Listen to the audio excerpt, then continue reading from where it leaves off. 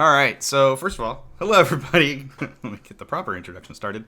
As you guys know, this is Generation Orange. We talk Dynamo, we talk Dash, we talk Houston Pro Soccer. Thanks, Kyle. We talk pretty much anything pro soccer, though we do try to focus on Houston where we can. This week, as you can tell, Mark is not here. He is dealing with work stuff, and he may hop in at some point and chat for 5, 10, 15 minutes or so to say hi and tune in and see how things are going. But until then, or in other words, I have a very special guest with me. Brent, would you like to introduce yourself and maybe share a couple of lines about who you are and where your fandom comes from? Yeah, definitely. So I have lived in Houston pretty much since about 2009, 2010. I was actually born over in Europe, over in Kosovo in the Balkans. So that's kind of where naturally my love of soccer comes from, is being over there and it being so big. But definitely like growing up in Houston and loving the city, just wanting to like support your city by supporting your club. And so over the years, I've grown up watching the Dynamo when I was younger. I went to a few Dynamo games and, watched Mauro Manotas and Boniek Garcia and Joe Willis and Tyler Derrick, even though that was a whole thing. But yeah, so over the years, I've grown up as a Dynamo fan. Recently, I would say in the past, 2 years maybe, I've really dove deep into it and have really started paying attention and being not just a follower but active, wanting to be active.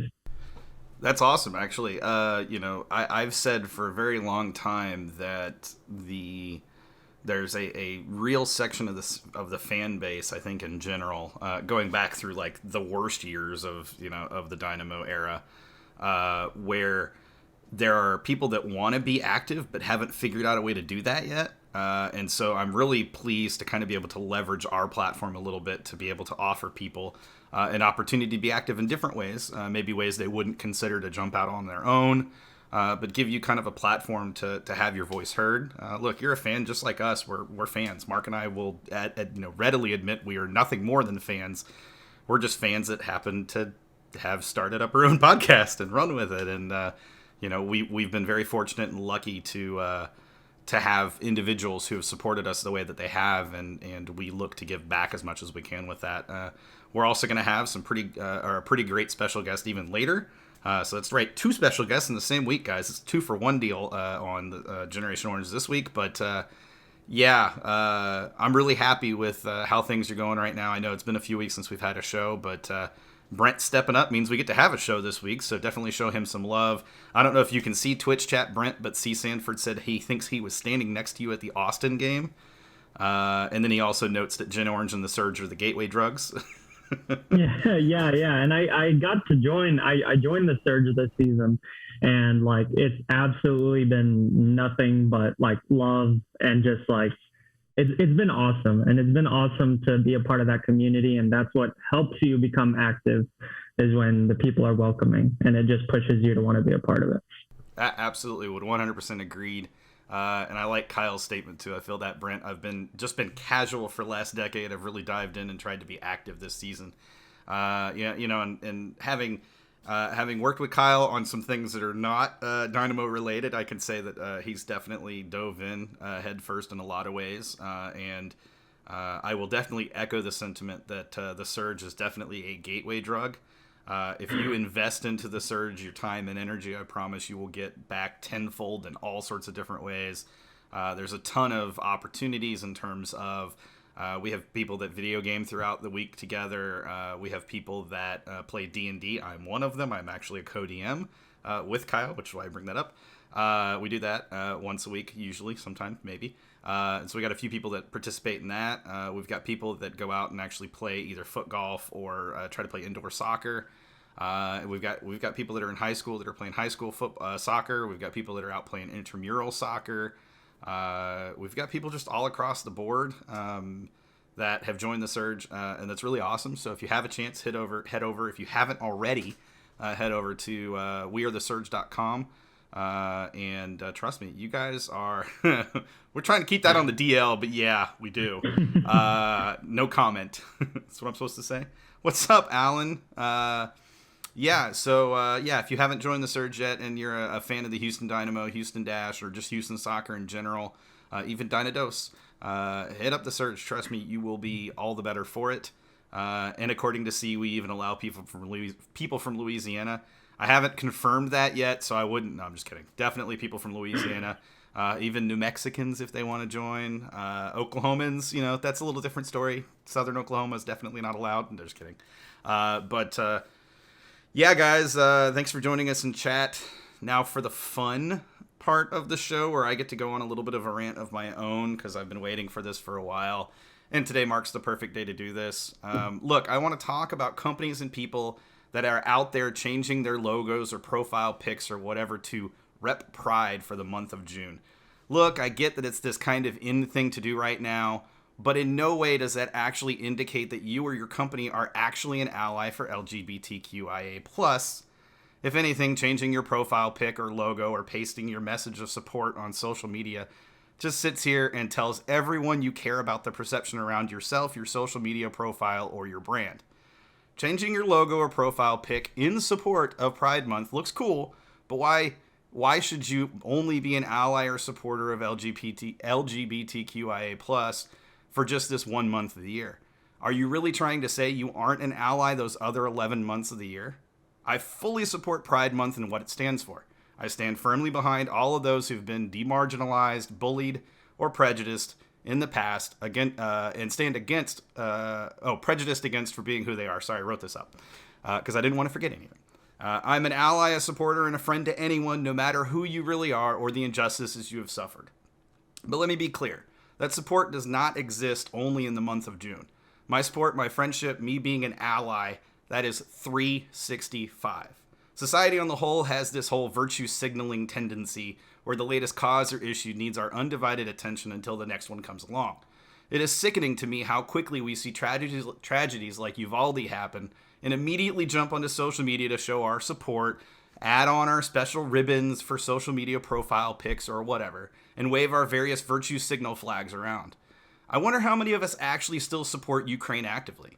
How many of us are actually still reading articles, still checking headlines, or searching for recent videos from the Ukraine? Are we all actively donating and supporting at the same level we did when the war began? When did it become less of an issue for all of us? How about this Pride Month, instead of just virtue signaling our commitment to LGBTQIA+ causes for this month, we commit to do so for the other 11 months as well? How about every ally, friend, or family member commit to volunteer their time and energy for the other 11 months to organizations that desperately need the help? Imagine the real impact and difference we could make. You can proudly go around wearing your t-shirt or scarf, you can add a ribbon or border to your social media profiles, and heck, maybe you even put out a few positive LGBTQIA+ support messages, but none of those things actually makes you an ally or supporter. Become active with your support and prove you are truly an ally. That is how we collectively can make a tangible difference for the entire LGBTQIA+ community. That, my friends, is real pride. That's my rant. It's not a rant, but it's a rant. So I don't know if you have any thoughts, Brent. I will offer it to you if you want to add on to that. But I felt like I needed to use this platform to say something because it pisses me off. No, I definitely agree, and I understand your point, and it's sad to think about because the same thing, and I agree, like in 2 weeks from now, how many people are going to forget about Uvalde? How many people are going to forget that happened? And then it's just going right back to square one, which is forgetting, so I totally agree that all the other months of the year, and I kind of feel the same way about Black History Month. It's like 100%. The rest of the year, it's like, why are we not celebrating and teaching, and focusing throughout the whole year and just cramming it all into 1 month? It doesn't make a lot of sense. And quite frankly, I would say it's insulting, and I'm not a member of, I'm a supporter, but not, I would say, a member of either community, and not speaking for those people, but I could understand if they are frustrated or insulted by it, why. I can definitely see that point. Yeah, and I have friends, I won't name anybody specifically. I don't think they're even in chat, to be honest with you. I've got family members that are a part of the community. I myself am not, just like you. But at the same time, I am 100% an ally. Everything that they've been through has absolutely opened my eyes tremendously, and significantly. And I don't want to see the things that I know have happened to people continue to happen to people. And, this little tiny platform, if I can use it to even educate or, help a couple of people, then I feel like that is a major victory, right? So, that's what I'm here to do. That's me personally. Mark may feel completely different. Somehow I don't think that's the case. But, we both are very adamant that we want to use this platform for good. Kyle, yes, well said. Got to give a shit all the time, not just 1/12 of the time. I think that's absolutely true. And trust me, there are plenty of people who I know have put on the profile pic banner or, tweeted out messages of support at, today because it's June 1st or the start of Pride Month. That I will be honest with you, I have heard or have spoken with and have been, have had said stuff said that definitely are not pro LGBTQIA+, and I'm like, yeah, that's you're the people that I'm speaking to. You know who you are. Yes, I'm calling you out specifically. It's just like anything else. You can't, you can't proclaim to be something and then not be that, the rest of the time. That's hypocrisy. And on this show, we're not about hypocrisy. We'll eat our crow when it comes to it, but yes, that is my favorite right now.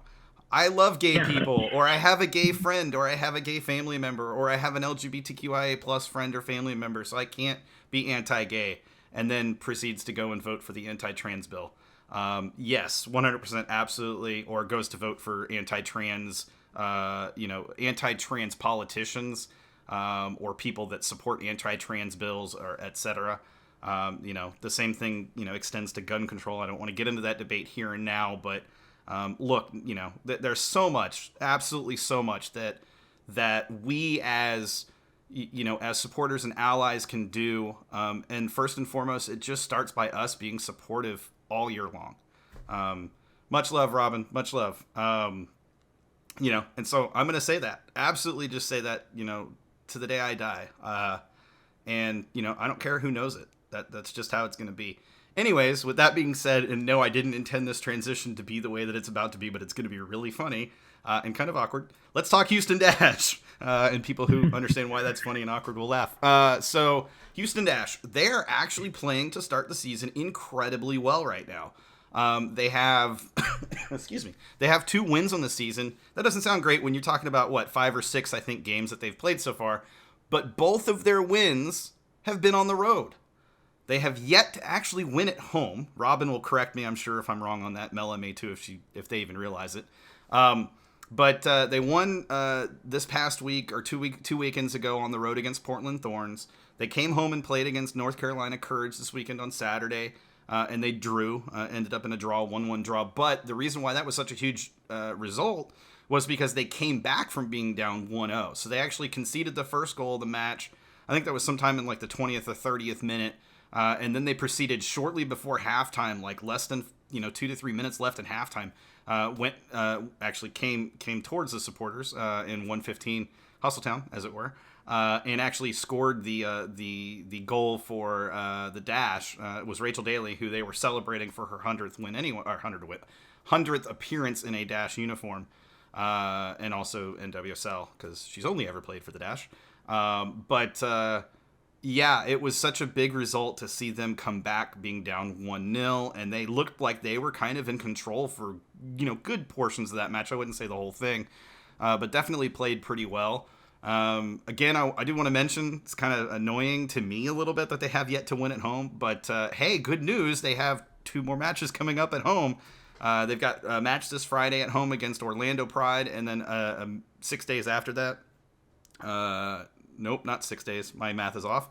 Some number of days after that, on June 12th, they play at home against Portland. I think that's a week and 2 days. I think that's a Saturday or a Sunday. So yeah, this Friday against Orlando, and then June 12th at home against Portland. I'm going to say this. If you are a fan of women's soccer, if you're a fan of soccer, if you're a fan of professional soccer, if you've been a fan of men's soccer and you're like, I don't want to ever go watch women's soccer, I really don't give a rat's ass. Go watch it anyways, and support the Dash. They deserve it right now. Look, we've got great stars in Rachel Daly. We've got great stars in Maria Sanchez, Alicia Chapman, Nichelle Prince. You could go as far as to say Sophie Schmidt. Somebody's gonna have to correct me. I think she's still playing for the Dash. I'm losing track of our team now roster. It's getting hard to keep track of. Among others, there's plenty of good players. But yeah, I agree with Robin. They've been much better away than they've been at home. Abam, yes, Abam, a bam, bam, bam, yes. Sure, yes. Can't forget Abam. There's a lot of them. Like, I forget all of them because there's so many of them. But they really do deserve our support. They deserve, our attention. As great as it's been to see the Dynamo not be completely pathetic this season, the Dash are playing really well. And we have to give tons of credit to Sarah Loudon for taking over as interim head coach. And for all the work that she's put in, all the work that she's had the team put in, and the impact that she's actually made tactically. And I was thinking about this as I was typing up my show notes. And I had a conversation with Robin actually before the Dash match on Saturday. We were talking about the impact that Sarah's had and how, in my opinion, what Sarah really needs is like a coach that's been there and done that type of thing to come in and be that assistant coach to provide that kind of experienced guidance that she's not going to be able to have being kind of a rookie to the head coach position in terms of NWSL. Even with that being said, Sarah Loudon has so much knowledge and understanding of the game. And that's so hard to replicate in a coach. If you don't have that knowledge, you're not going to gain it as a coach. You just have to have it. You have to take the time to learn the game and understand it. Her impact, absolutely, like I said, it can't go understated. She's taken over. And honestly, I would be shocked if she doesn't stay and remain kind of that interim head coach throughout the rest of this season. I think the Dash probably give her a look as a permanent head coach at the end of the season, depending on the results, how this season goes. Yeah, definitely. And I would agree with the fact and state again that they have been playing stellar considering the circumstances. And I would agree that they definitely need the consistency of having her as their coach throughout the rest of the season to do well and to keep it up. They definitely need that consistency. And at the end of the season, if they keep doing how they are right now and they keep doing well, definitely give her a shout and definitely look at trying to keep her as a head coach. But she's been doing an absolute great job, and she has not just stepped up to the plate, but she's owning it right now. She is definitely owning that spot. And I think definitely as a community, we're all super proud of her and what the team's been able to do and excited for what they're going to do the rest of the season.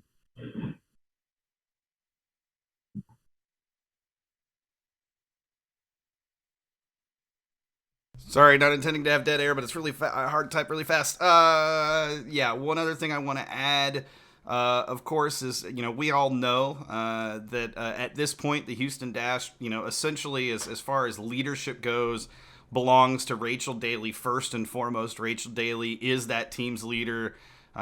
She's the player that you look to. And it's kind of interesting to me that is still the case even now with Labombi, a.k.a. Maria Sanchez, officially a member of the Dash. I kind of anticipated that when when Maria got here, that she would kind of take on that role. But I think there's a level of respect that Sanchez has for Daly and everything that she's earned and accomplished within NWSL and all the work that Rachel has put in to become that leader. And I don't think that that's something that we should just ignore. That should be something that we appreciate, the extra work that Rachel's put in. And you just don't get that respect unless you put that level of work in. So I wanted to make sure, we said that, because I think sometimes people just see Maria Sanchez and, oh, she's the leader of the team.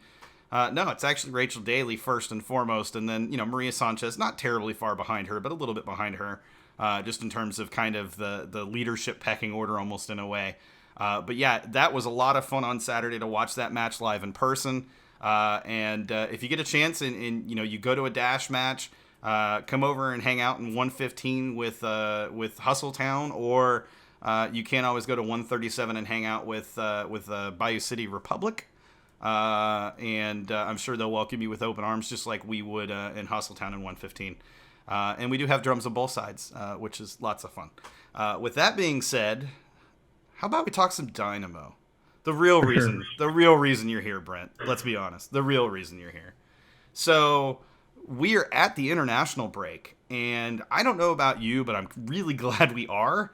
Obviously for very specific reasons, but also because this team has hit kind of a weird patch where very inconsistent results in especially the last 4 or 5 matches. And getting a chance to have a little bit of a break. Some players have played a lot of soccer recently. And so getting a chance for a bit of a break for some players, not all, I think can be really good right now. But one of the biggest things that has come out as a result of this international break is Ache is officially in Houston. And he's looking to get integrated very quickly with the team. And I can confirm this. I know it's been mentioned on a lot of Mexican media personalities have tweeted about it. I've seen a couple articles about it from Mexican media. But he is skipping Nations League with the Mexican men's national team in order to stay in Houston with the Dynamo and to try to get integrated quicker.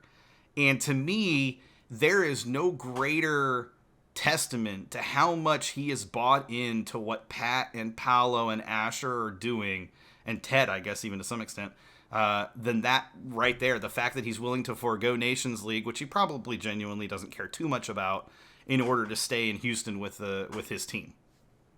Yeah, definitely. Actions speak louder than words, my friend. And this definitely speaks volume to how, I would say, excited he is to be here. He is an absolute great player, and definitely a player that would start on the Mexican national team. There's no doubt about it, and I'm definitely sure he knows that. So to skip that, to be able to come here and be with the Dynamo, to be able to adjust, so that way he's ready when we get back from the break and to debut for his first game.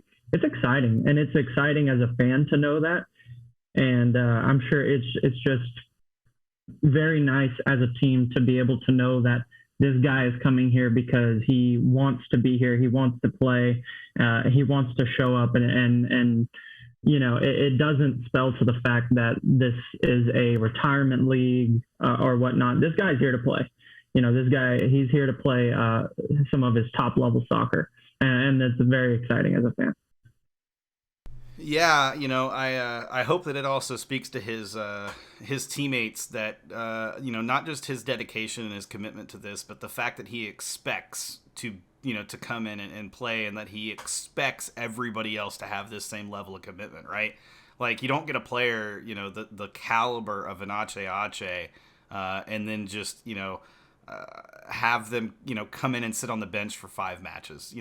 He's going to come in and he's going to play his the first match he's able to play, and I don't think there's any question that the players around him have to, his new teammates have to be excited at the opportunity to play with him, but also have to be looking themselves in the mirror and realize that if I'm not playing up to my potential, if I'm not putting in the same level of effort, then then I'm failing Ache. I hope nobody does that, but it's kind of a rubber meets the road type of thing. Like, some players, in my opinion, have kind of skated by. No offense to any players, no offense to anybody who any specific players out there who may feel guilty. But hey, if you feel guilty, maybe you should look yourself in the mirror.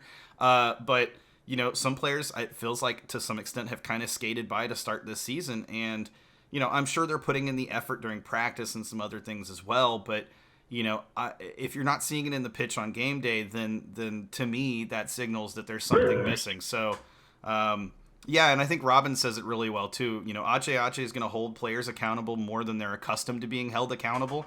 That's something that Mark and I have talked about a lot, is the fact that this team has lacked, from a leadership perspective, accountability on and off the pitch, but primarily on the pitch. When matches are being played, who's the player that you look to and you say that guy is leading this team, and if there's an issue, he's the first one that's going to call it out. If I look at the team, I say, well, that's got to be Fafa, but then I also see Fafa extremely frustrated, and going out and getting yellow cards and every once in a while a double red. You'd say the same for Seren. You'd say the same for, Vera at times. It's definitely going to be an interesting transition. But with that being said, the reason why the whole Nations League thing is kind of interesting is because he would have actually been the 13th Dynamo player to be called up to his national team. Some senior, some youth national teams, but we've had 12 players, excluding Ache, called up to their senior teams are Sebas, Coco, Seren, Valentin, and Hadebi. Called up to his U21 team for qualifiers for Euro U21s in 2020. For the Euro U21s, which will take place in 2023, is Thor, which I think is incredible. Castilla and Reigns got called up to the U19 U.S. men's national team. Mateo Pania of the Dynamo Academy, who's a midfielder, also got called up to the U19 U.S. men's national team. That is a player to keep your eye on, because if he's getting a call up to the U19s, he's at that point where he should be getting a look as a homegrown prospect, potentially getting an opportunity with Dos if he's not already. So that's a player to keep an eye on. And then we have Daniel Rios and Cesar Cordova of Dynados, who got called up to the El Salvador U20s. We also had Dynamo Academy defender Eric Monye, who also got called up to the El Salvador U20s. That's a lot of call-ups, guys. I don't know what else to say. I can't remember a time that between the academy and in our even RGV and then our senior team that we had 12 players called up. I can think of times we had like 8 or 9 or 10 between RGV and the Dynamo, but this feels like, genuinely, truly looking at that list, it feels like a new era. And now, granted, of course, players like a Valentin, no offense to Valentin, he's going to play for the Puerto Rican national team. Not exactly a world beater on the global stage, but hey, it's still national team time. And he definitely deserves credit for being able to make that team. And they've, surprised and upset some teams in the past in the CONCACAF region. So, not exactly something to sniff, to turn your head at, I guess is the way to say it. But thoughts on all of these national team call-ups and youth national team call-ups? Yeah, it's definitely exciting, and I think you're right. It definitely spells a new, let's say, era for the Houston Dynamo, and it means that you're doing something right, especially with the youth academy. And so, being able to get these call-ups is exciting for these players. They get, especially during this international break, they get to be able to do something different. So it's a little breath of fresh air from the Dynamo and the certain tactics that Nagamura is trying to use in the team. And so it's a breath of fresh air for them. They get to do something different. And so it gives a little time away from the Dynamo, which is sometimes what you need a little bit, just to get a breath of fresh air, come back in and be able to start again. And so, but it definitely speaks to the quality of some of these players, that they are able to be called up out of the whole world for the nation that these people play for. And so it's definitely exciting as a fan to be able to see that. And I'm sure it's exciting for the players and the coaches to be able to know that. Yeah, absolutely. And it's just, it's one of those things that I kind of saw. I was reading the article and I just happened to see, national team call-ups. So I started reading it. I'm like, oh, it's a good 5. Holy crap, there's 12. Get to the end of that list. I'm like, man, that was exhausting to read through all those names. It really was. And, again, I'm intrigued by Mateo Pania. Again, a player I think that doesn't get any credit currently as an academy player, but to get called up to the U19s as an academy player in midfield. Yes, we have lots of midfielders, but kind of crazy in general. Okay. Kind of crazy in general, to have that many players, and then for a player of that caliber to be someone that just doesn't get any talk or any hype. Hopefully that becomes the norm, right? Like, I'm ready to kind of have that perspective where we just expect that to be the case moving forward and no longer have to, hope that maybe we'll have 1, 2, or 3 players called up from the academy every once in a while. Yeah, definitely hit me up, Pandy, and DMs. Love to chat about it. Be interested to find out what's going on there. But anyways, moving on from national team call-ups in the international break, let's talk where the Dynamo are going into the international break in terms of MLS play. So Dynamo remain and are, as we all kind of expected they would be, just a middle-of-the-table team. They've done that throughout the first couple months of the season and head into the international break in 7th place in the table. Not bad. With Ache obviously set to debut in early July. That's still on track for early July. Don't know a specific date yet. All that's being worked out. My questions for you to start, Brent, and then I'm also throwing this to chat, so if you guys think of an answer, feel free to type it into chat and we'll read it. Can Ache be enough to bring the Dynamo to the end of the season to find that much needed or their much needed playoff berth? For me, I said yes and no. Ache will definitely bring from a fan standpoint, will definitely bring a big push of support. And we'll be able to, get closer to filling up that stadium. And we're going to get people who are even just casual fans, or maybe fans who have just actually never been to a Dynamo soccer game, but are Mexican fans or Atletico fans, and they just want to come see him play. And so they'll be able to do that. And so from a fan standpoint, from a financial standpoint, it's going to be great. But for me, looking farther ahead, I think this team needs more than just Ache. We need another 1 or 2 moves during the summer transfer window. This guy, he's going to bring a good level of consistency to the team after the break, as long as all the players get their stuff together. Is going to bring a level of consistency, is going to up the people's game around him. They're going to be able to play better, and he's going to be able to bring the best out of them and provide that mentoring. But we can't just rely on him to be able to push us to the end of the season to get a playoff spot. We can't just put that all on him. And quite frankly, in my opinion, he doesn't deserve to have that put on him. We definitely need something else. We need another piece. That's what we're looking at right now. Yeah, I don't think I disagree with that take. I think that's a completely fair take. So my response to that, and this actually, the reason this question even came up, I had somebody I was talking to who I don't think is watching the stream, so I can say this, but somebody I was talking to last night while playing some video games, and they were like, I don't understand how Ache is being hyped up so much. And I said, well, he's like, this team is so bad. And I said, so bad? I said, they're currently a middle of the table team. Compared to where we were last year, the team that we had last year, we weren't even a middle of the table team. We were a bottom of the table team. So, a new coach, a new GM, a new whatever Asher is, I don't even, technical director, new scouts, new owner, all of this, a couple of new players was enough to at least bring the Dynamo to 7th place in the table.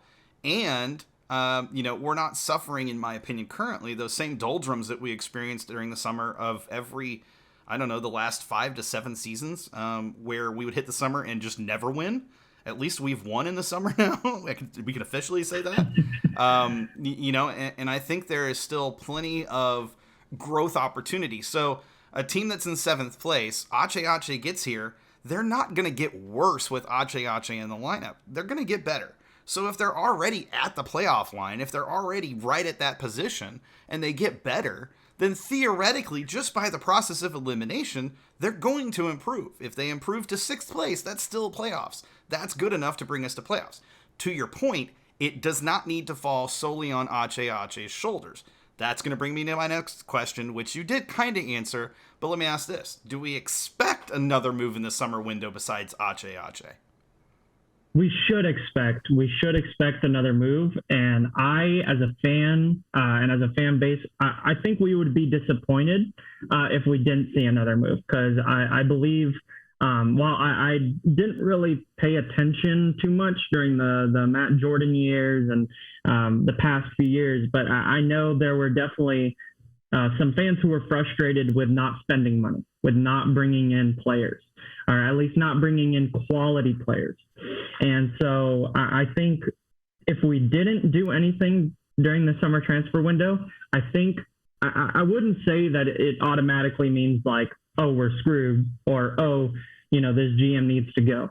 But I think it would be reason to worry, because it's definitely something that we need. And I hope it's something that Nagamura and Pat Onstadt and Ted, I hopefully that they all think the same, that we definitely need another piece. We definitely need some fresh legs, and we need to bring another player to and bring some talent to a couple of positions, because there are only just a couple of positions that I say need to really be improved. Now, some weeks, yes, there are some positions that may lack, but overall, in most positions, there is a consistency that looks good. But there are just a couple of positions that we would have to sort out. Yeah, I definitely agree. So I'm going to ask this question. So what position would you target? Or what positions, as it were? So first, I would, and I've heard a lot of Dynamo fans echo this, that right wing has to get sorted out, because Pasher is great as a super sub. And I wholeheartedly agree with that. I love Tyler Pasher. I think he's great. And he definitely proved that super sub is what he should be when he came on. Who was it against? LA Galaxy?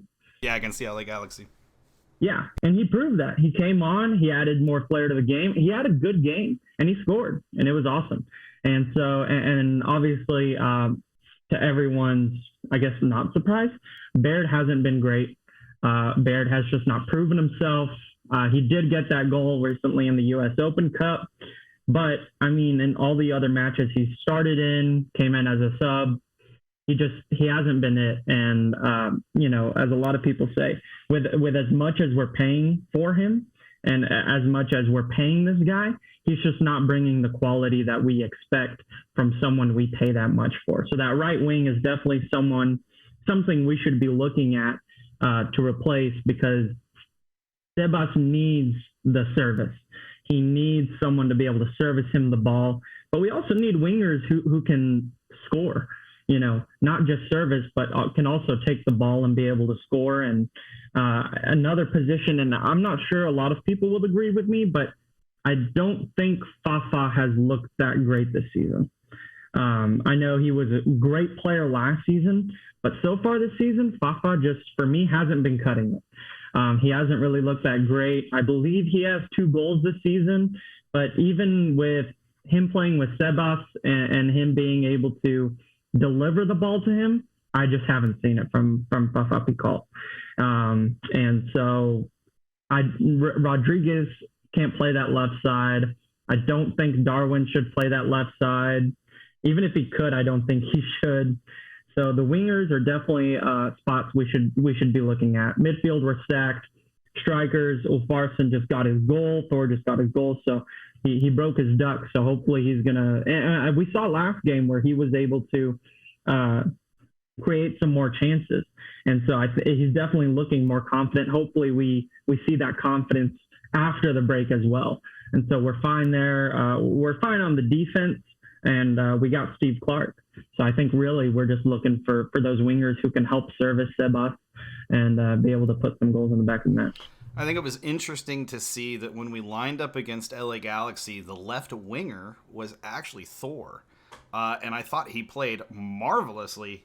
He had a couple of moments, don't get me wrong, that were not great. But he had numerous moments where he looked every bit that part of a left winger and really made that right back for LA Galaxy just absolutely eat his lunch constantly. And it was great to see, because I'm like, okay, that's not a position I had him pegged for. But I could certainly see that helps lessen the need to have an immediate left wing replacement, right? You can now go you could leave Fafa as the depth guy, or you can go grab a depth guy and then possibly trade Fafa to a team that maybe is desperate for a guy in that position. Somebody who's super speedy but can't really seem to do much else besides be super speedy, and loves to cut in, which I think in this particular situation, the way that Darwin likes to play, the way that Coco likes to play, the way that Memo even likes to play, and the way that our right wingers like to play, him cutting inside, especially the way that Sebas plays, I think actually hinders Sebas' best qualities, which is his ability to distribute and his ability to get, if he gets service, he can score. And we've seen it. With that being said, so left wing, I kind of agree, but then I disagree because I think that Thor is probably good enough to be there. And one of those players that right now teams don't really know how to play against. And he's such a pest in terms of just his physicality that right backs across MLS, they struggle. They're going to struggle against a guy like that because there's not a lot of left wingers in MLS that play that style that he plays. So on that side, and then on the other side at right wing, we don't really have anybody. I think agree with you that Pasher's probably the best of the three over there, but it's definitely not Bird. Thiago is definitely not it from the little bit that we saw of Thiago. It's not to say I didn't like what I saw. It's just he's not good enough to be that player, and so it doesn't really leave you much else over there on that side. I think right wing would probably be my first position that I would want to, look to find an upgrade or a different player. Gosh, different player there. Sorry, a little cough going on. But I actually would say that another position that I want to see us change, not necessarily upgrade, is center back. And the only reason I say that is that we've got a lot of money tied up between both Tim Parker and Teenage Darby, and between the two of them in international slot. And to me, that's a limiting factor. I do like when we do line up with, after we score the first goal or the second goal, late in the first half or even early in the second half, we bring on Bartlow to kind of be that defensive midfielder that really, honestly, just absolutely just destroys opposition strikers and attacking midfielders. Like, they have no chance when he's out there, which I love. And so I want to see more of that. But in order to do that, we need to have a kind of slightly different pairing, I think, at center back than what we have. And I don't know if that's okay, we move Tim Parker, or okay, we move Teenage Darby. But in either situation, they're both commanding so much salary. They both are taking up, or Darby's taking up an international slot. And just between the two of them at this point defensively, I don't think we're getting the value for what we're paying for. You're paying for both of them, you're paying top dollar. And to me, I feel like we're getting maybe slightly better than mediocre, center back play. And so that's definitely an area you have to look to remedy. Bartlow kind of almost, when he comes on now, he's playing like a CDM center back hybrid, almost like a floater where he can drop back as a third center back if needed, or even, last game we kind of saw, I think it was, or 2 games ago, we saw like a four center back, all 4 of our center backs on at the same time. We basically played a 6-man back line, and I loved every minute of it because we were up 3-0, and who the hell cares at that point? It's just different to see that, and I would like to see us get a true center back, because I just don't think that. I think Bartlow plays better in that center D mid / kind of hybrid role than as a true center back, and I'd like to see us actually grab a true center back. With what we have now, we're just paying too much. So those would be my 2 particular positions I'd look to specifically change out or upgrade. Going into the summer window. I do agree that we are going to make some kind of move. I think there's at least one additional move, if not 2, to your point. And I'm hoping that the targets are, wing and center back. So with that being said, based on, bringing in Ache coming in, where do you project us finishing the season? Yeah, so finishing out the season, we're in a good spot right now, I would say. We're in, 7th, right?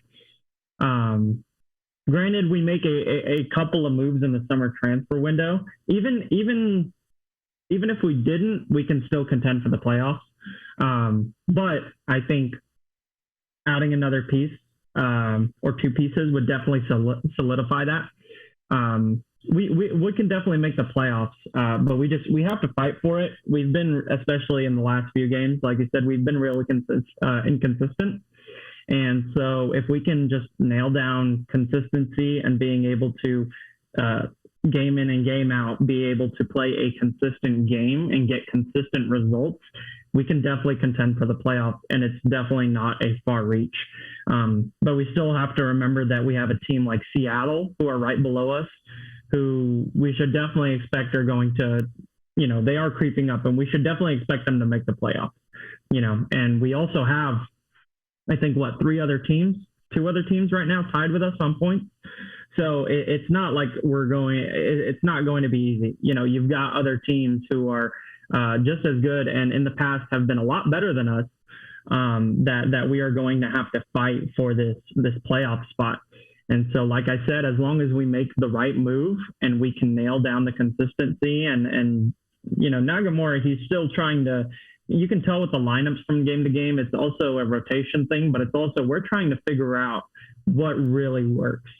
And so hopefully right after this break, right after we come back, if we can nail that down and just find what works and be able to go with that, we can definitely make the playoffs. It's definitely something that, we should be striving for. Are you projecting, based on that, are you projecting like 7th or 6th? Are you projecting 5th or 4th? Kind of where are you thinking we fall on the table? So if we bring in another piece, let's say like a right winger, I could see us pushing for 5th. LA Galaxy are not having a great season. Not sure they're going to get any better. So they may even drop lower. So I could definitely see us pushing for a 5th spot.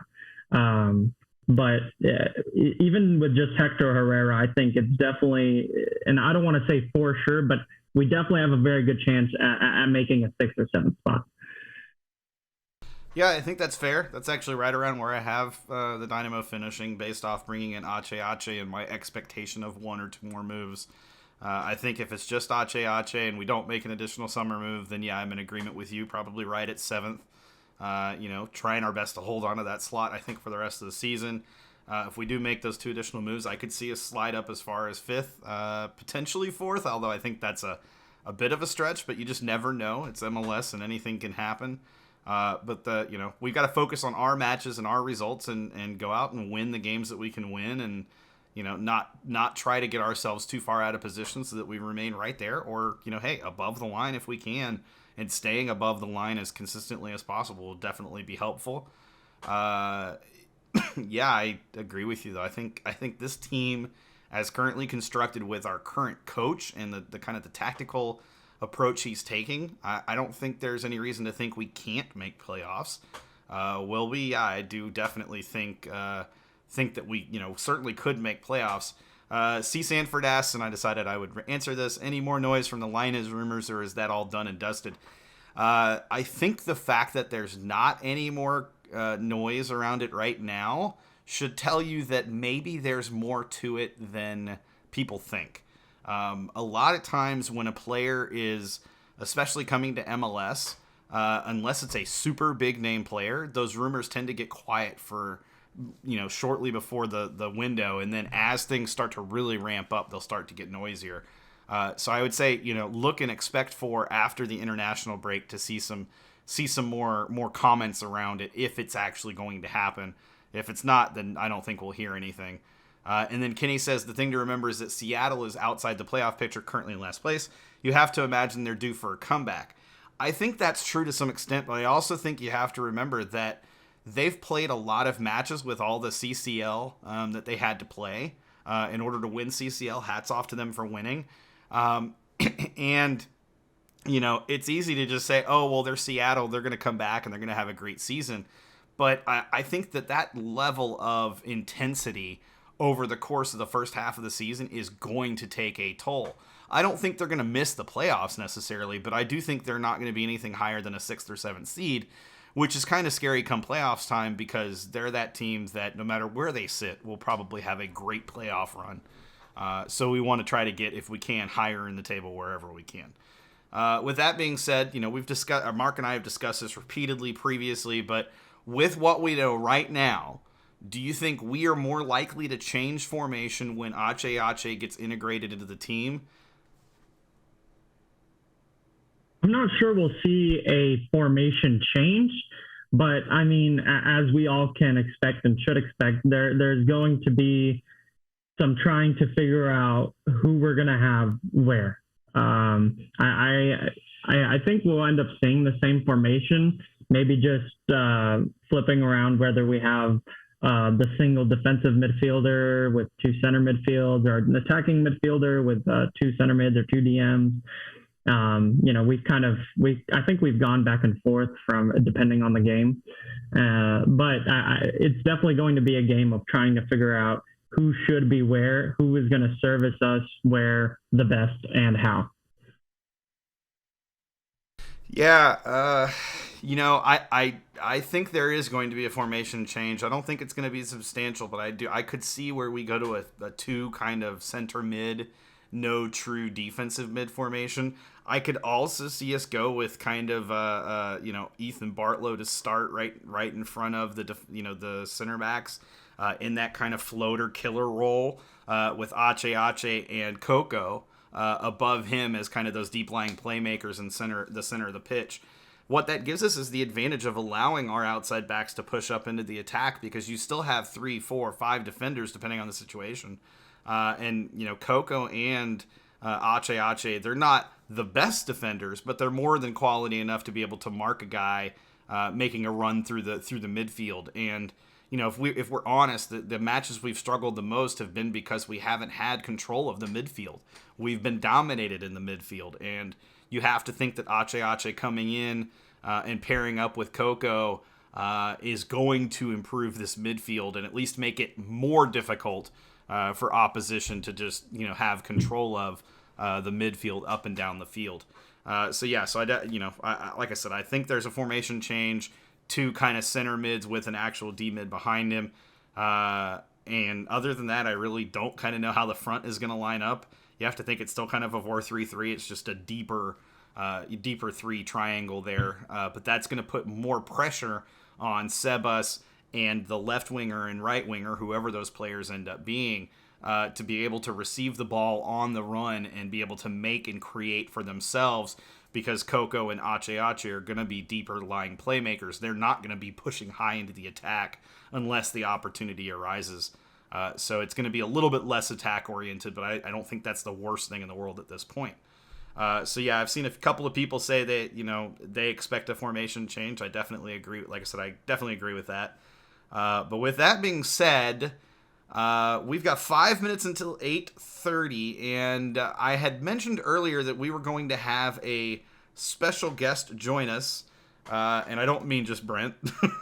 We're going to have another special guest, so the cameras are about to get real weird real fast, so bear with me. I'm going to go ahead and bring him in 5 minutes early. I'm sure he's excited for this. He's got plenty to talk about, wants to talk. At some point, he's going to be in here when he sees that I admitted him. Oh, there he is with no camera, which is okay because I said it was okay. He's muting himself because I'm echoing. What's up, Knight? You're in. Yeah, what's up, guys? How are you? Yo.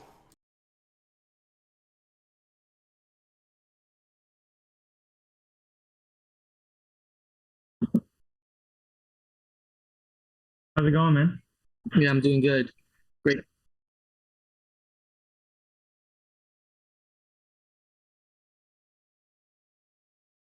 Going to be a double pivot, I think, maybe, because if you look at how the season has gone with him at Atletico Madrid, we're going to see him, if you look at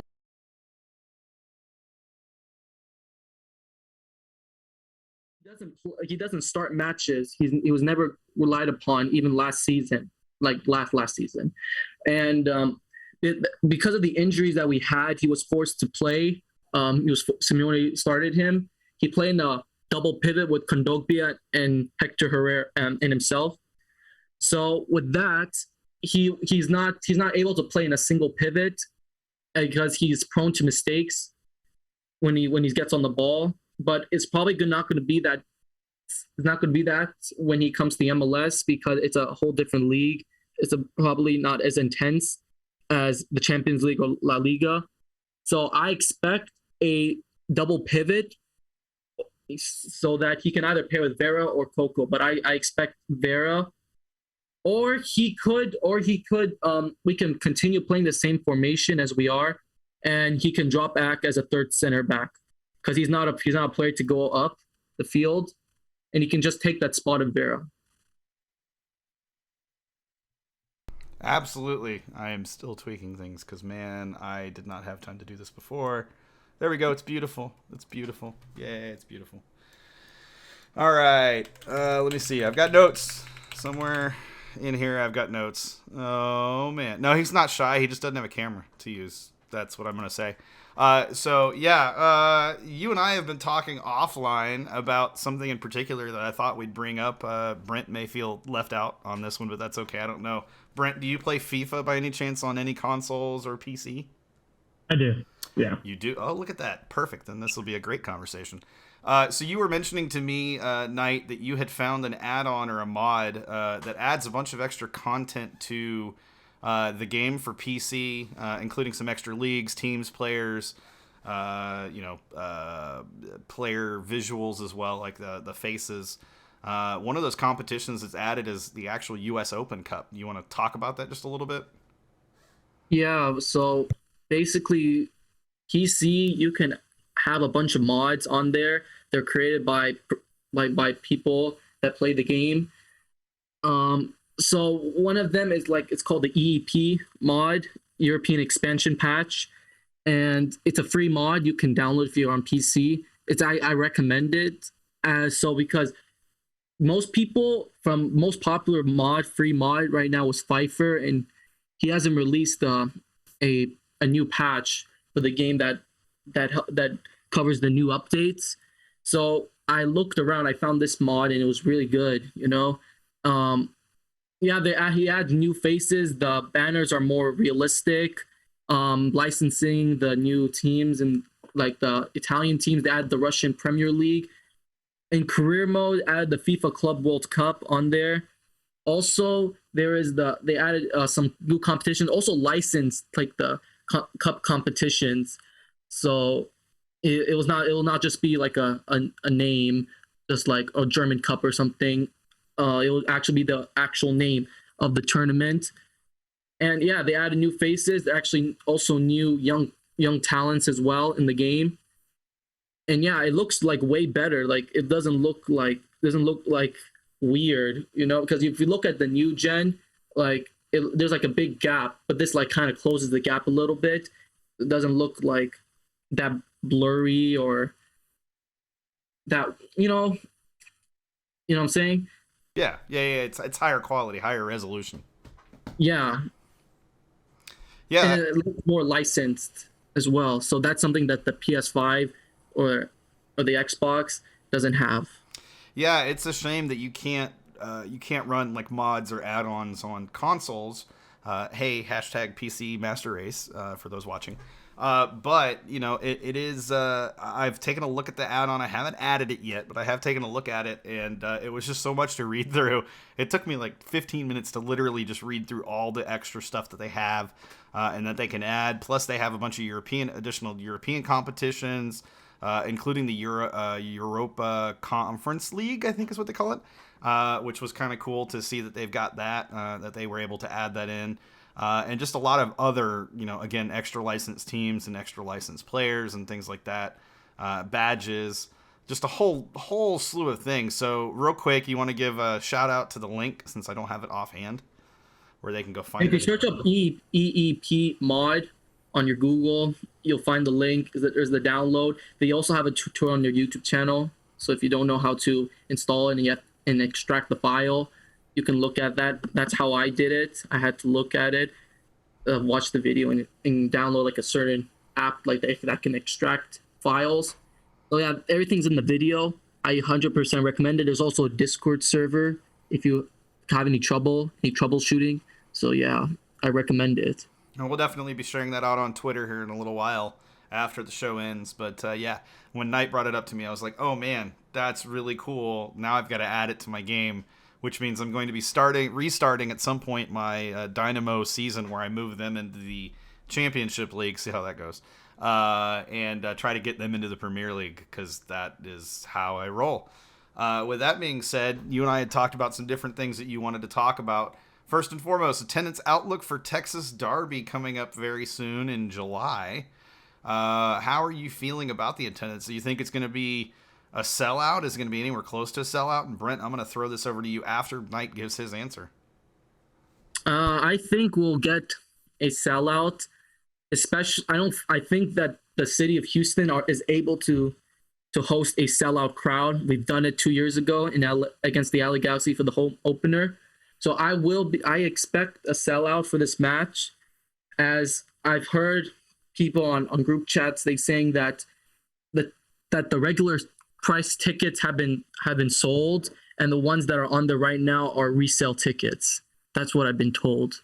So people have bought like the regular tickets and some are just reselling it just to make more money off them. But it looks like we can be getting a sellout. And a lot of people don't get their tickets like a month before the game. They get it like maybe a day or even on the day of the game. So I definitely think we'll be getting a sellout for this match, especially if we look at the game Club America versus Tigres and how we got a sellout for that game. I expect a game for this match as well. Go ahead, Brent. Yeah, I agree. And, while I'm not sure I expect it to be a sellout, I think it definitely can be a sellout. This marketing team, to me, has been trying really hard all season with the different promotions that they've got going to be able to get more people into the stadium and into the seats. And definitely, the way we perform on the field definitely affects that. And so I think especially that it's a rivalry match, and the fact that it could be Ache's first game, I definitely think it can be a sellout. But if not a sellout, if I don't expect it to be a sellout, it's going to be damn close. Yeah, Kenny just made a really good point in the Twitch chat. He said they're also saving tickets for the soccer tournament. That's the same day. If you go and play in the tournament, you get free tickets. That's a really good point. He says he expects them to hit 19K at least. I think that is probably a pretty decent number. I think butts and seats, let's be honest, we're probably looking at 15 to 16K, but that's still one of the best turnouts we've ever had, or at least that we've had at PNC Stadium in the last, 5 to 6 years, excluding Open Cup final and excluding our one deep playoff run that we made. That still is for us a great turnout, and I'll be ecstatic if we come close to that number for sure. So with that being said, I'm going to really give you a challenge here. You've just replaced Pat Onstad as Dynamo GM. What players, Knight, are you specifically looking to move either in the upcoming summer window or at the end of the season in the winter window? And then I'll toss it over to you, Brent, after Knight finishes. What's the limit of players? Let's say 5 players you can move. It would have to be first. It would be like Zarek Valentin, Tim Parker, Sam Junka, Memo, and Corey Baird. Any particular reason for any of those players outside of we know Corey Baird? It's very clear him, and I think to some extent most of us know why Memo. But why Junka? Why Tim Parker? And then who was your fifth? Valentin. Yeah, well, Valentin I can figure out, but they're very inconsistent, And also, Valentin doesn't even play anymore. He played 1 game this season, or if you count Open Cup, that's like 2 games.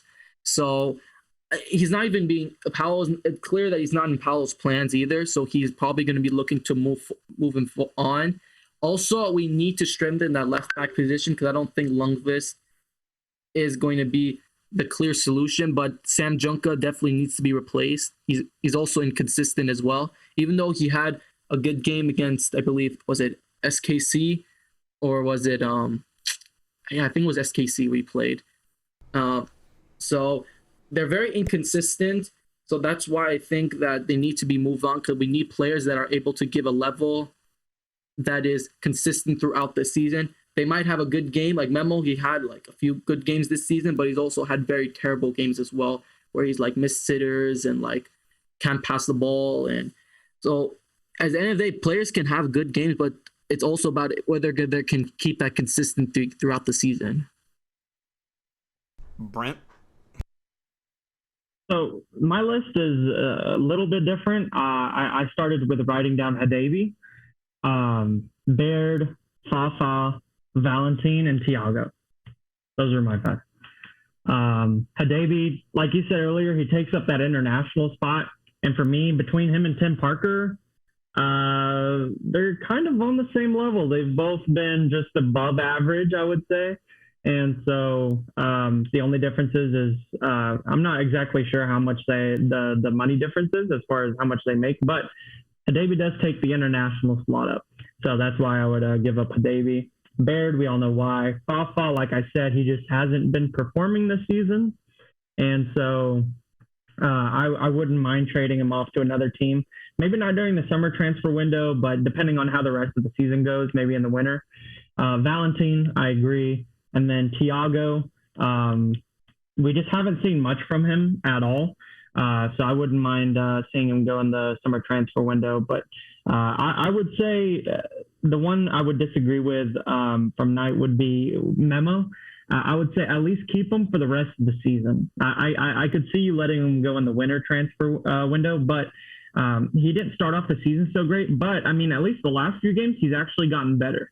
And so I would like to see if he continues to get better throughout the rest of the season and if he actually improves and comes up with being consistent. I think that's fair. My list is a little different as well. Unsurprisingly, I think we're all gonna have different lists, but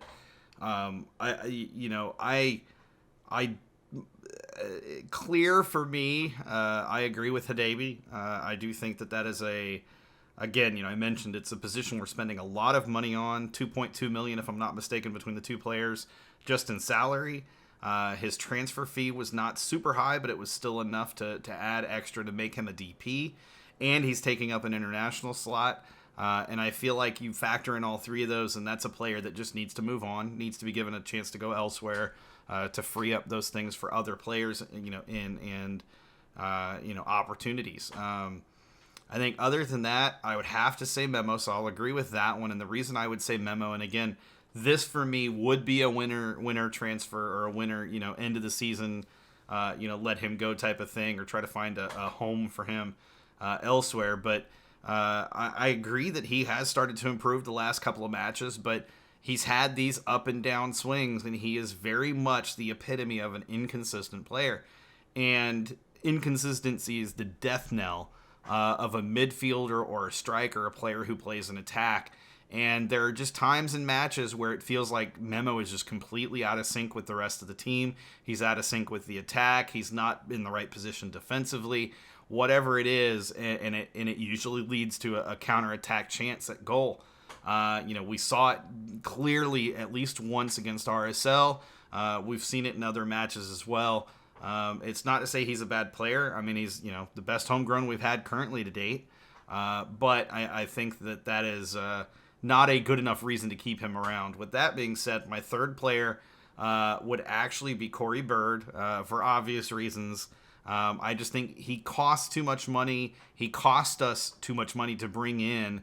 And paying 650,000 GAM this season, when we traded for him, in the summer window last season, to me is just the last remnants of the Matt Jordan era.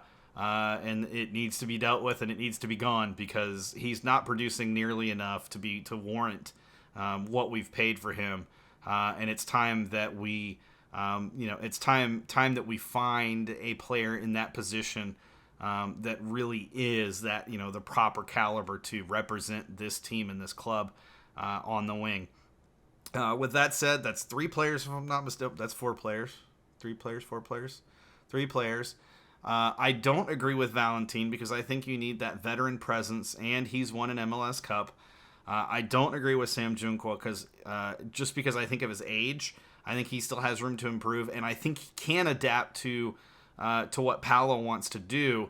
I just think that outside back is not the position for him, and I think they're trying to pigeonhole him into that. I would rather see him be the backup to Ethan Bartlow as that floating center defensive midfielder, center back player right in front of the center backs, because I think that he could fill that position as a backup and allow us to play that more consistently as an actual formational or tactical approach. With that being said, my fifth player and final player, it would probably have to be, and I'm going to get flack for this, but it would actually probably have to be, I was going to say Darwin Quintero, but that's not the case. It would have to be Matthias Vera. As much as I love Vera, I think that we need a player more akin to an Ethan Bartlow in that true defensive mid position. I think that Vera is more of a center mid that just happens to be slightly more defensive, whereas we really need more of that killer defensive midfielder, that guy who's going to shut down counterattacks, the guy who's going to shut down the best attacking player on the opposition, who's going to prevent plays from being, from attacks from running through the center of the pitch, and going to help us control that midfield more and prevent opportunities against our defense, frankly. And I just feel like he's not that type of player to play that way. And again, I like him. I think he's a great player. I think he's a good person, but just not in the position that he's kind of being slotted into. I don't really like it. And I don't think it fits with Ache coming either. So I would certainly be willing to offload a Matthias Vera in order to find another killer at defensive midfielder, or at least to give more opportunity to Ethan Bartlow to prove that he can be that player, because I do think he can be. C. Sanford says, we need Conte. Don't argue with you. And he also noted, Chris Flores noted that we should buy a Nigerian, plenty of players to choose from, all ages and all positions and skill levels. It's something that Glenn Davis mentions every week, and then C, echoed, yeah, that's something Glenn's been preaching for years.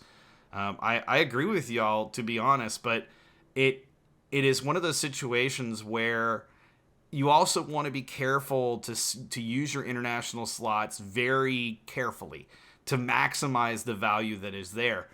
We've already seen in terms of trading away the slot. By the way, the Corey Bird trade also included international slot going the other way, and then the Hadebe transfer. That's two international slots right there that have been taken up, and to me, not maximizing the quality of what an international slot can give you.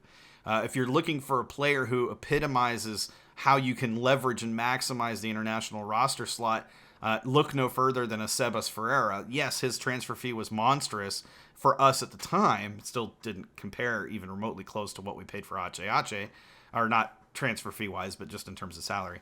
But it's still important because, that's just money. Again, it's not money, but that's value that we're not seeing on the pitch that we could be. And that is what separates the best teams and the really good teams from the mediocre and the bottom of the table teams, is they look to maximize every single roster slot. They look to maximize every single mechanism that MLS employs, and they look to maximize every single opportunity, and even to some extent, I hate to say it this way, but loophole that exists in order to maximize the value of their roster, player to player and even beyond. So those would be my particular ones. But with that being said, let's move on to our next topic here. Let's talk about Paulo's press conference that he had after the match against RSL, where the Dynamo were destroyed 0-3. He noted that he was not happy with the players who stepped in. He felt that they didn't perform up to expectations, but he also didn't name anyone specifically. Now, I don't think any of the three of us would argue that the players who stepped in to fulfill open slots because of Sebas being out or being given a rest, and who was the other one? Was that Darwin Quintero that got a rest? No, that was... who was the other one? Help me out. Somebody help me out. Whatever. Doesn't matter. I got a what? Who was the one who was the other one that missed that match? It was Sebas, and who was the other miss? Was it Seren? No, Seren played.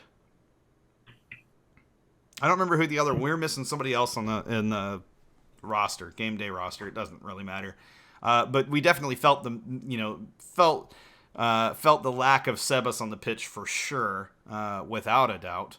So I don't Oh, think Steve Clark. Steve. Yeah, Steve. Thank you. I'm like, I know there's somebody who isn't. I was thinking of outfield players, not thinking of Steve Clark. We definitely missed Steve Clark. I felt Michael Nelson had a mostly okay match, but man, a couple of those goals, I feel like if it was Steve Clark, he would have at least had a better attempt at the save. But again, you gotta expect next man up, and I feel like the players who stepped in, Michael Nelson and I think Thor, they just didn't quite perform up to kind of how we would expect them to perform, and that's a shame because you really hope that that's going to be the case. Any thoughts on that specifically? Um, yeah, I think the performance was just it was a bit odd. It's a bit odd of a performance because there was a one spell in the second half where we could have scored we could have like turned the tables, scored 2 goals, and then they go the other way to score the second, and then it all falls apart, and we're like, okay, now the hill is bigger to climb now. That's my thing. It was not one of those games like in previous games, like if we lose a match, we're just pinned to our box the whole match and barely get a sniff at goal. We had many chances to score, and many, not even like chances, but we had many opportunities to create a chance, and either Quintero holds the ball for too long or Coco misplaces a ball, or Memo as well. So that's what I'd like to say about that. It was not one of those games like we would see under Tab Ramos where we just get pinned all the way back. And also about Michael Nelson, I don't think we can say too much about him. Those goals were not savable in my opinion, so we can't say that from that perspective. He made a good save, but from a shot, but it was offside. But it was not a good performance overall. And I think one thing I would say, a hot take would be from this match, is that we should play Thor. We should start Thor not as a striker, but as a left winger, in my opinion, because I think he gives more fight and spirit and actually puts his body on the line more than Fafa would do, or anyone else that plays on the left wing. Anything to add to that, Brent? Yeah, I mean, they just didn't step up to the plate. Ulfarsson didn't. Baird, as I think we all expected, we didn't really expect much from him. Now, with Avila, Beto Avila, as much as I love him, and I think we all love him, I'm just not sure he's ready to start. I'm not sure he's ready. I'm not sure he's at this level yet. And he can be. He can be an absolute great player in the future, but I'm just not sure he's there yet. And I think he had a couple of moments in that game where he showed that, but we were just getting dominated in the midfield. And it was a rough outing that day. Let me ask you a question, Brent, with that in mind, talking about Beto Avila. Are you of the opinion that you kind of send Beto back to Dynamo or to get a little more seasoning, or do you maybe keep him on the bench and give him a few more kind of sub opportunities and maybe sparing starts so that he can get his feet under him in terms of MLS, the speed of MLS play, which is definitely faster than Dynamo. Which mind are you when it comes to that? Yeah, so with Beto, it's hard to say. I would definitely like to see a few more games from him and see what he can do. And I think he should definitely have a few more chances to see what he's really made of, and to see if he can really step up to that plate with where he's at. But eventually, I think if he's just not there, then he's not there. If he needs to go back to Dynamo Dos and have some more time and get a couple more goals under his belt, some good performances, so he can come back and do that, then that's just what needs to be done. But I think he should definitely have a few more chances, maybe make some more appearances as a sub and see what he can do. Knight, would you agree with that, or do you have a different take? I think he's better than what we currently have, or is showing more than what we currently have.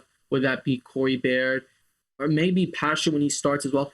Definitely Fafa. I think Fafa has been shocking this season from what we've seen last season. He's a completely changed person.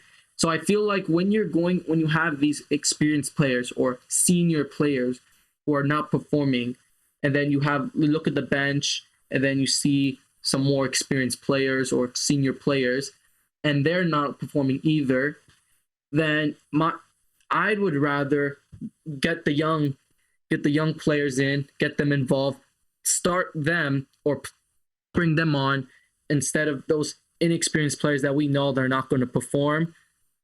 That's one problem that we've seen even last season under Tab Ramos, even previous managers. There was not enough youth integration into the team.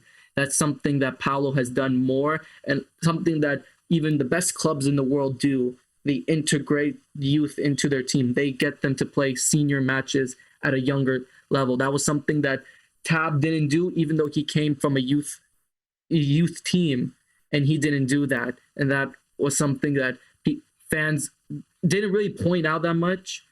But if we got our youth involved, it would have been completely different, especially for the players themselves as well. Also, I feel like we should. I know fans has asked this as well. Where's Palomino been?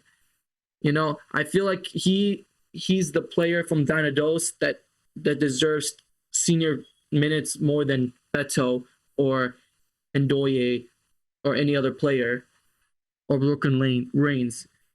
So I think if we can get an answer on that, that would be great, because I feel like if we played Palomino, it would be better than playing Beto, in my opinion. Yeah, I think if you were to get a straight answer from Paolo, it would probably be he's just not ready yet. Whether that's an honest answer, I don't exactly know if I could say that, but that would probably be the answer you'd get. He's just not ready. He's still needs a little more seasoning. But I like the point that you made about how even the biggest clubs in the world, they find ways to integrate their youth at earlier ages. They find ways, and they're willing to. They have good enough players around those, youth positions, or the youth players that they bring in, that they can afford the youth player to kind of spend the time to figure out how to improve at that position at the highest level. And I feel like when it comes to the Dynamo, our approach has always been we want that player to be better than the existing player that's there.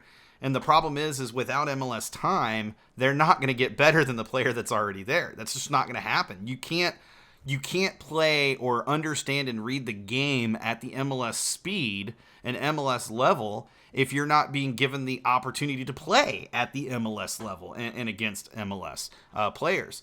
And so I think when it comes to Beto Avila, as much as I am a big fan of Fafa's, I think in general, I would rather see Avila starting over there, because I think that's a player that, given more time at MLS and matches, could definitely be a long-term viable option at left wing, if nothing else, as a backup to Thor. Or Thor at left wing, because he's definitely better than Fafa at this point from what we saw against LA. And keep in mind, Thor could have had 2 goals in that match against LA. And he's had other opportunities besides that as well. So I think he's the type of player that can find opportunities and is very much a poacher. But damn, that goal that he scored was a pretty goal, just because of the amount of oomph he added that ball, just to make sure there was no chance that keeper was saving it. With that being said, though, let's move on from that for just a second. We've only got a few minutes left, so I'm going to throw this last little bit in there, and then we'll talk about it, and then we'll close down the show. Real quick, actually, before I go to that, Kenny says Tab had to have felt like he was coaching for his job in the final season. Then that must be why he didn't play the youth as much in his tenure, especially in that last season. I think I agree with that to some extent, but I also think you were brought in knowing full well that you were a coach in a youth system, in the U.S. men's national team youth system. You understood how to integrate youth into into a team, and he just never did. Now, on the flip side of that, how much could we say was because the youth that we had at the time wasn't good enough or weren't ready enough for this step up to MLS play? I mean, look, if we had a bunch of youth players that were already ready, then we would already be seeing them. The young players that we're seeing right now are Thor, who we drafted. We saw a little bit of Beto Avila so far, and that's really been about it other than Thiago. And Tab was certainly not going to give Thiago time when Thiago first got here because he was not match fit at that point. So, yeah, I mean, I think to some extent Tab kind of got a raw deal in that regard. But, what are you going to do? With that being said, Paulo did mention, and I think this kind of ties into that a little bit, that so far the team's experienced the ups and downs going through the beginning of the season, the first 14 matches of the season, and that the team and coaches have learned a lot, and that he feels very confident that because they're still there in the mix, they're going to continue to still be in the mix as the season wears on. He did say that they want to improve the squad for the second part of the season or the next part of the season. But he did mention that he feels the coaching needs to improve in order to keep the group headed in the right direction. Yes, he was for the very end of Tab's tenure. He was here. He was when we signed him. Tab was still still the coach. Not for very long, but he was still the coach. But regardless of that, because we loaned in Thiago. Thiago was a loan. He wasn't a signing at the time. Regardless of that, though, I wanted to get y'all's opinion, right? Has the coaching been good enough to you to have warranted giving Paulo the reins in the offseason? We'll start with Brent with this one. We'll put Brent on the spot. Yeah, I think I like Nagamura, and I like what he's doing, and I like what he's done. I think we've seen some inconsistency, and I think we've seen some frustration from fans and some people that I've talked to, especially when it comes to decision making during the game, like substitutions especially. Some of his substitutions have been questionable. Why bring on this person when we're down or when we're up? Especially earlier on the season when we lost the two rivalry games. Especially in the Dallas game, we got a goal and then we were fine. We were content. So overall, I've been liking what he's doing, and I like what he is doing, and hopefully what he's going to do forward. But there has been, just like with how the team has been playing, some of that inconsistency also falls on the coaching style. But I would still trust him enough to be able to advise and make a move and be able to lead us the rest of the way throughout the season.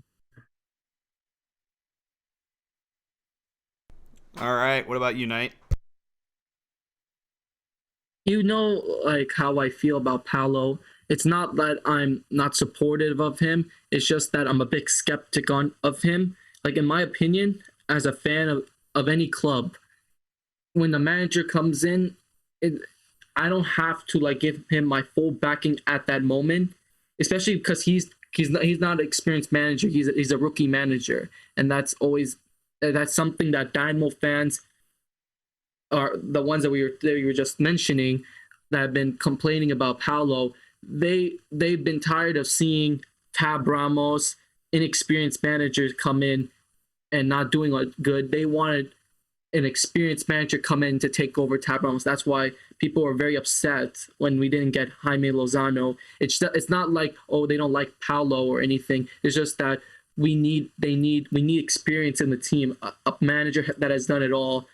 He led Mexican national team to bronze in the Olympics, for example. So that was a problem. And for me with Paulo, it depends on what he does this season. If he gets into the playoff spot, I feel like that warrants him. That proves that he's not Tab Ramos. He's not any other rookie manager. So if we get there, if we get to a playoff spot, I feel like that warrants him another season and full backing. But it's just that when people mention fans that, or I'm not Naga Alf, for example, but there's fans that have been massive critics of Nagamura, and rightly so. He's made a few mistakes this season that have cost us points, especially, for example, against FC Dallas, where substitutions didn't work at all and cost us going from 3 points to 0 points. So yeah, you're going to get skeptics about it because he's a rookie manager. It's all going to be up to him and how he's able to get this team into a playoff spot, because I feel like we should be getting into a playoff spot. And also one other thing I'll say on that. If Paul Nagamura was brought in under the Brenner Matt Jordan era, I feel like no fans would be trusting him as would be trusting him right now, just because of the history of Brenner and Matt Jordan and what they bring in. So I feel like the fans are backing Paul Nagamura just because of Ted Siegel and Pat Onstad. That doesn't mean it's going to work. Of course, Ted Siegel and Pat Onstad are going to make mistakes on the way.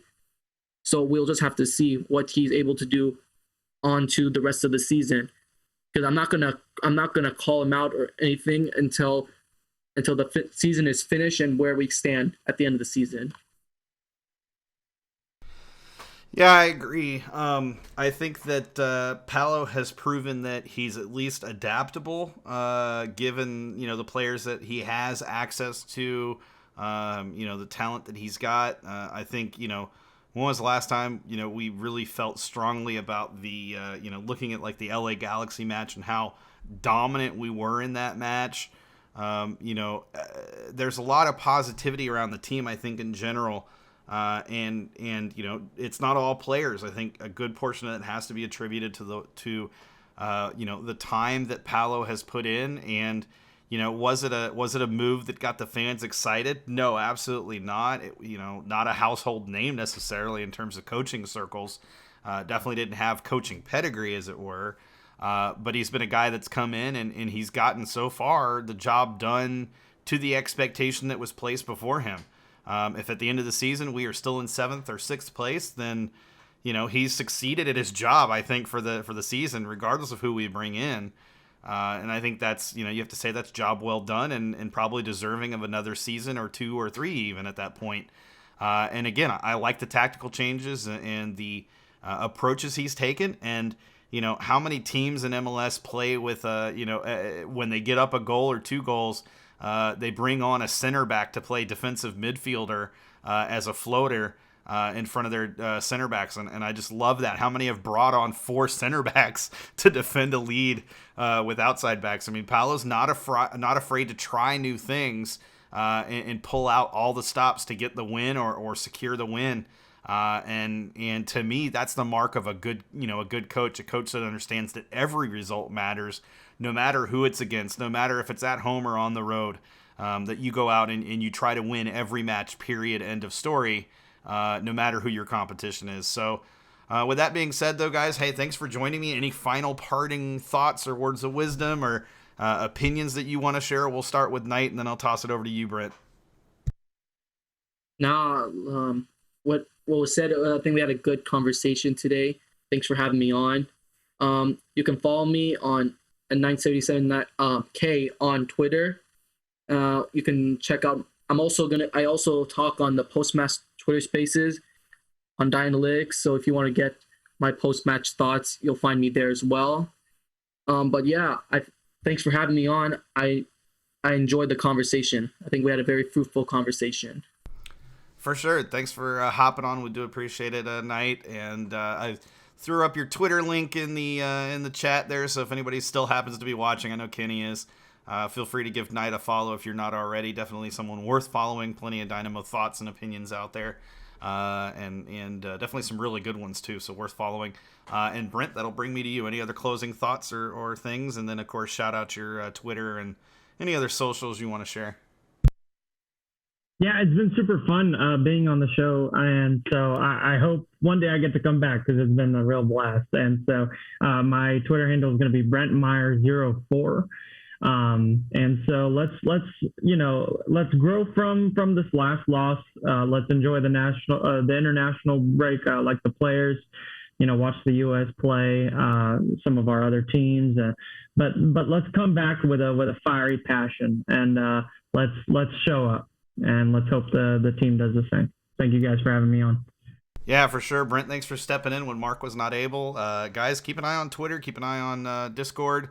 Never know when I'll shoot you a message and be like at the very last minute, this day of, hey, so apparently Mark can't make it. Who wants to join and be my co-host? So that will happen. Again, I guarantee it. And Mark may even have to do that from time to time because I have a thing called a job that sometimes takes me out of town.